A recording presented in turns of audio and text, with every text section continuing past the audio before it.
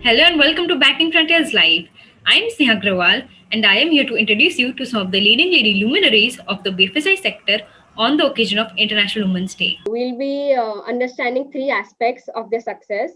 One of the aspects is habits, second is risk taking, and the third is emotional intelligence.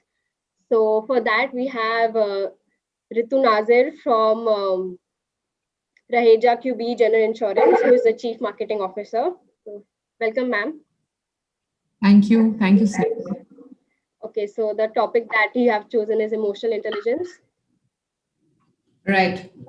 So, the first question is, how are you enhancing your own emotional intelligence? As everybody understand, in today's world, I don't think people need to enhance emotional intelligence. I feel most of the people, especially men, especially women, are emotionally more intelligent and more inclined. I personally feel in today's world, emotional intelligence is far more important than the IQ, which is the intelligent quotient of people. I think nowadays EQ is very important because the times that we are in, I think it's important to be competitive in terms of relationship management, in terms of understanding, in terms of listening, in terms of skill building, in terms of empathizing, being approachable. So I think the times that we are in today, they be very important, not just professionally but personally as well, specifically for women. So I think it comes mostly to women, it comes very naturally. Coming to how do I enhance my own emotional intelligence, I feel that there are few aspects that every human being should take into consideration and probably work on. Something that has become my mantra for myself, post I started my career, and something that has been eventually something that I have been trying to build over the years. First and foremost, I think is it's very important to be present in that moment, understand, empathize. If I talk purely from a professional perspective, I think empathizing with your team, empathizing with your people, being connected, being approachable is very, very important. So that is first stepping stone towards building your team and having a better relationship. And relationship building is something that is not just confined to the your organization, what you are in an organization, but every aspect of your life. Being a homemaker, being a part of the family. I think everywhere emotional intelligence is very, very important. So empathizing, being there in the moment, being present, listening and understanding is something that I personally have been working on over the years. Second, which is very important, is 90% of the people in any situations would react instead of responding. When people this is something that we often say, when you talk, it's not always important to answer. You have to first listen. So I think responding instead of reacting in a conflict situation, I think that plays a big role. And that is where your emotional intelligence comes into being. Apart from that, small little things like understanding your team, having conversations, keeping conversations not just confined to the organization but understanding the human more than a professional. I think these key elements one needs to take into consideration, while dealing with a certain set of people, while dealing with a network in an organization, helps in building relationships. I think it helps in building equations with your team. It helps in improving productivity, and I feel that eventually it helps in achieving your career and personal goals both. Okay, so the next question is, what are the other good ways to improve emotional intelligence? Well, as everybody would know, people who are emotionally intelligent or people who perceive emotional intelligence, I think being aware of yourself is very, very important. I have seen many people who, when they have a good day at home, they are very good professionally in an organization when they are interacting with the teams, team members, colleagues, management.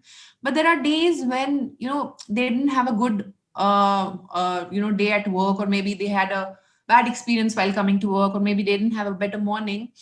I think being aware of yourself is very, very important. Being able to control your emotions, the impulsive feelings and behaviors, I think that is very, very important. That's probably is the first, step towards being, how can you improve emotional intelligence? I think, adapting to changing circumstances, playing it by the day, being agile, being flexible, and being aware of your own self is very, very important in how you manage. So, self awareness and self management is something that probably I feel are the two key areas where, which can help you in improving emotional intelligence. Apart from that, social awareness, in today's times, socially, we are all social human beings, but social connect has increased, be it the digital platforms, be it the networking, be it the people that we meet in office, be it our social circle at home. I think social awareness is very, very important, and hence building those networks and having these elements of empathy become very, very important. So you actually need to understand emotions, you actually understand people, recognize where they're coming from, pick up those emotional cues. So it's not just what you talk, but also picking up the emotional cues through your body language, through their voice modulation, through their behavior, through their actions. So it's you need to understand and recognize the power dynamics when it comes to emotional intelligence. So I think that also becomes very important, apart from being managing oneself and being self aware. Lastly, I think the stepping stone would be relationship management, how you develop and maintain good relationships, how effectively you communicate, how clearly you can convey your goals. And I think relationship management is something that eventually helps you in building or enhancing your emotional quotient. I also feel that you have to be somebody who is looked upon, who has that clarity of thought, vision, who can inspire and actually influence others, who can work in a team and manage conflict, because conflict is inevitable. So I think being socially present, taking care of your managing yourself and taking care of your being aware of your own self, being socially aware, and hence building relationships are probably 3 to 4 elements which I personally feel are very, very important and help me in developing my emotional intelligence. Definitely. Uh, okay, so the third question is, in what ways has emotional intelligence contributed to your professional success? Well, I would go a step further, and I would say it's not just contributed to my professional success, but I feel personally as well. I am somebody who personally believes that I am highly emotionally connected, whether it is with my family, whether it's my friend, whether it is the social circle that I am into, or whether it is in office. I feel a high IQ always helps in building relationships. It has better interpersonal connects with the team. I feel within my team, I feel I'm more like a friend to my team members than being a supervisor. So I feel personally believe that when you have a strong bond, a strong emotional connect, where you just not connected at a professional level, but you understand the human being, that you understand the humanitarian aspect of an entity, rather than just the transactional dealing that you have with them on a day-to-day basis. I think it helps in building and creating relationships for a lifetime. I think it helps in reducing team stress. It helps in diffusing conflict, and most importantly, I feel that it helps in improving job satisfaction.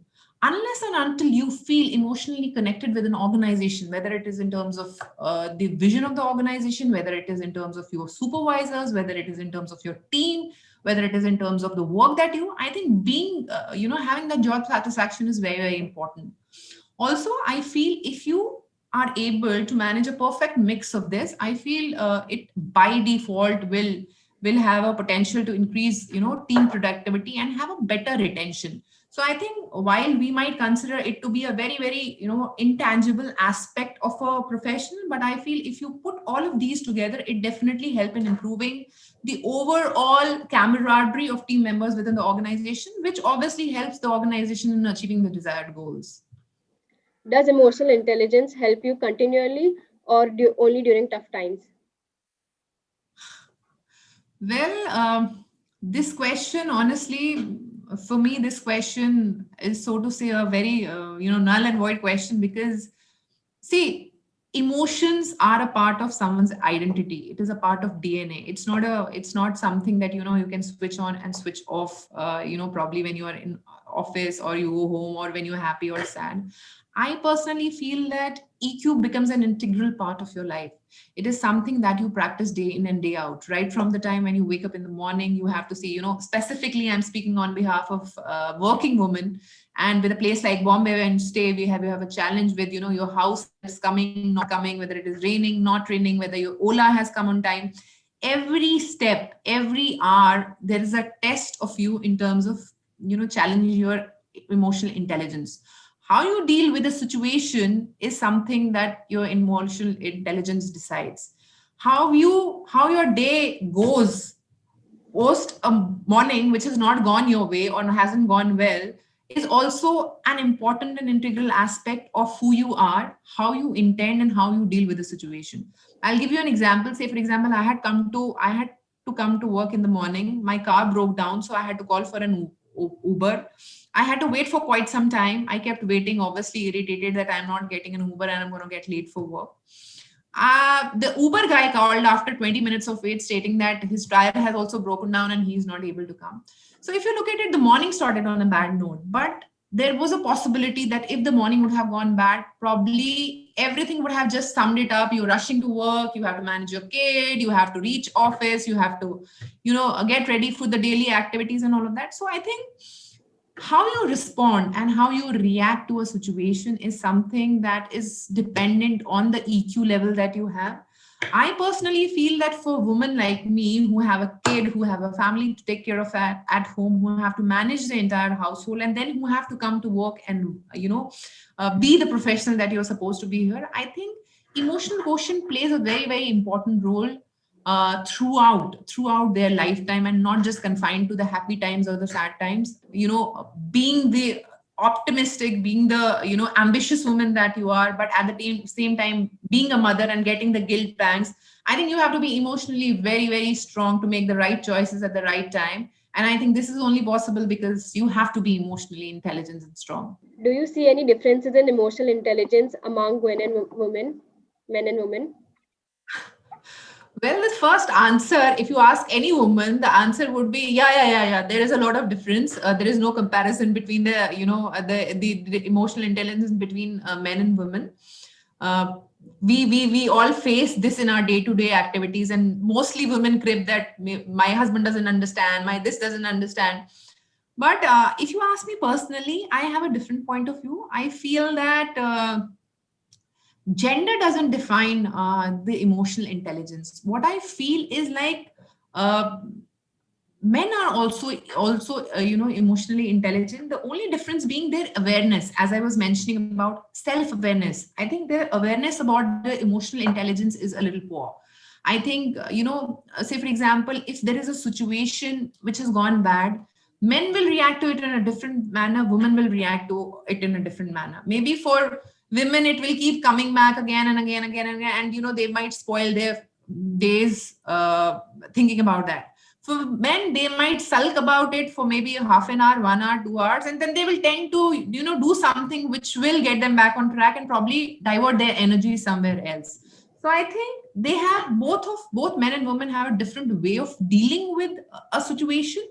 So I personally feel that they're not, women are not better, but I feel yes, there are certain aspects where women are better, there are certain aspects where men are better.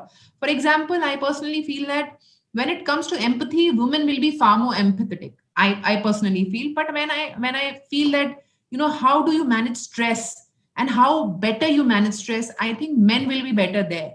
So I think it depends on the aspects of emotional intelligence that we talk about. But if you personally ask me that are men less emotionally intelligent with as compared to women, I would say no.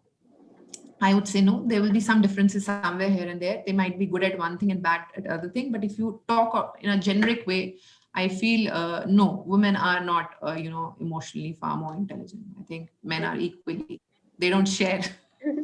So With thank that, you, Ritu ma'am, for being here. It was pleasure having you. All thank you. that you have spoken, me as a younger generation, we'll definitely try to learn from that. Thank you, Sneha.